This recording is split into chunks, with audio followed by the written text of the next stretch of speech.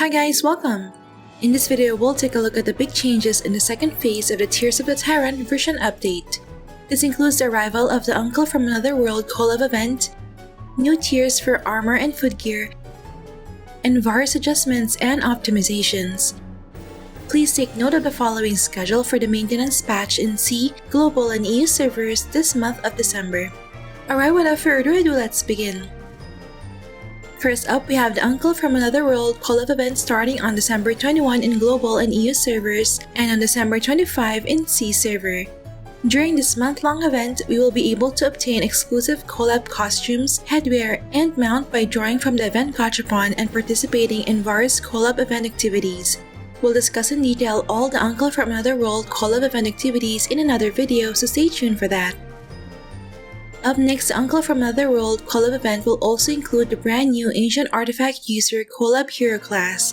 She's the first ever dual damage class which can inflict both physical and magic damage on her enemies. You can unlock this class after reaching the tier 2 class of any job and using the exclusive collab job change voucher. This voucher can be obtained as a freebie after spending 300 Big Cat coins in the Uncle from Another World event gacha machine. We've already discussed the skills and DPS build of Ancient Artifact User in my previous videos. If you haven't watched those yet, I'll have them linked in the description box below.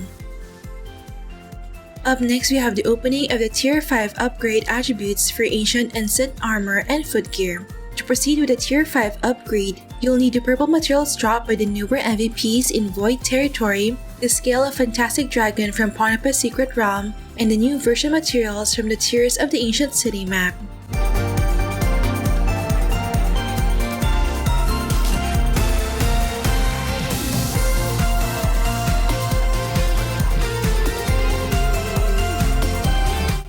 Up next, the Kamar card now has a chance to be obtained upon clearing the legend difficulty of Ponapa Museum Island 3rd floor or through the card gacha.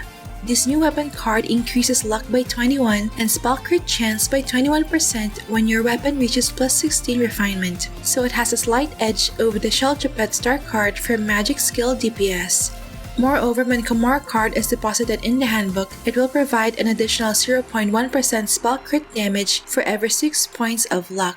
Therefore, if you possess only one Kamar card, it would be more advantageous to deposit it in the handbook.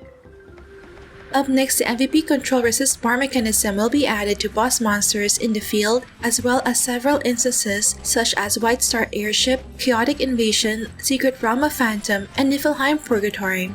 This means that players can now apply an abnormal status on the boss monsters in these areas. But once the control resist bar is full, the monster will become temporarily immune to abnormal status and control effects.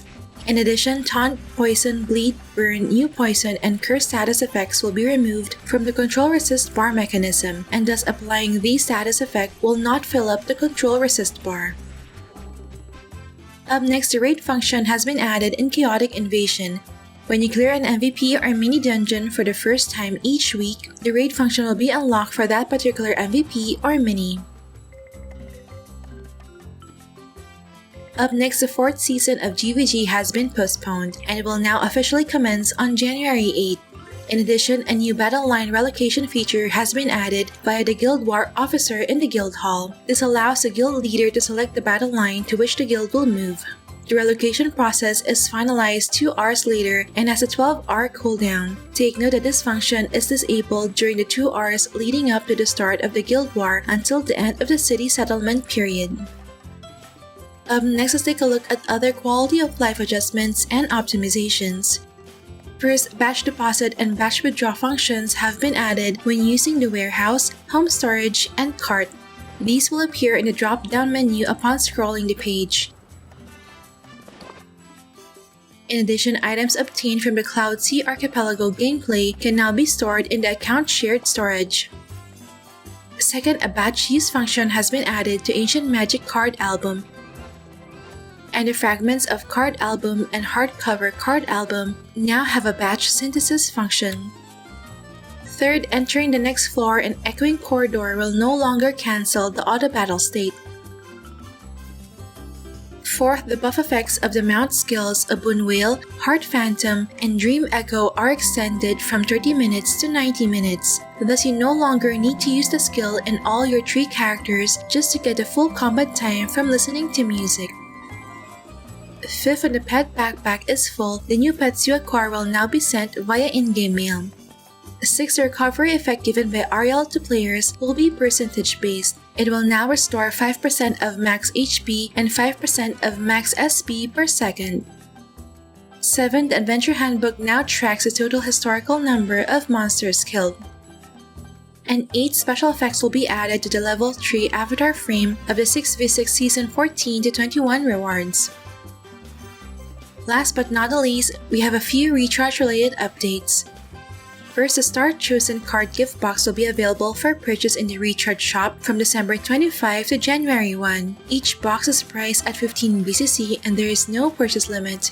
Opening it grants one of the following rewards randomly: 100 to 300 Nolan cards, 1 to 20 Star Chosen coins, which is a currency used for exchanging MVP and mini cards, a 0.25% chance to get an MVP card Star Chosen gift box, which you can open to receive one of the following MVP cards randomly, and a 0.75% chance to get a mini card Star Chosen gift box, which you can open to receive one of the following mini cards randomly.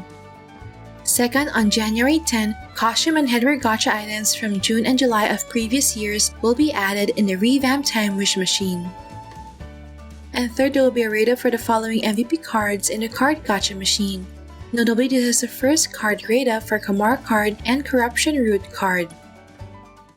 So those are all the big changes coming in the second phase of the Tears of the Tyrant version update. Which part of this update are you most excited about? Let me know your thoughts in the comment section below. You may also check the links below for the full text patch notes and the download link to the game client. Alright, that's it for this video guys. Don't forget to like if you enjoyed watching this guide. If you're new here, I would love you to consider subscribing by hitting the subscribe button down below. I would love to have you back. Thank you for watching and see you in our next episode.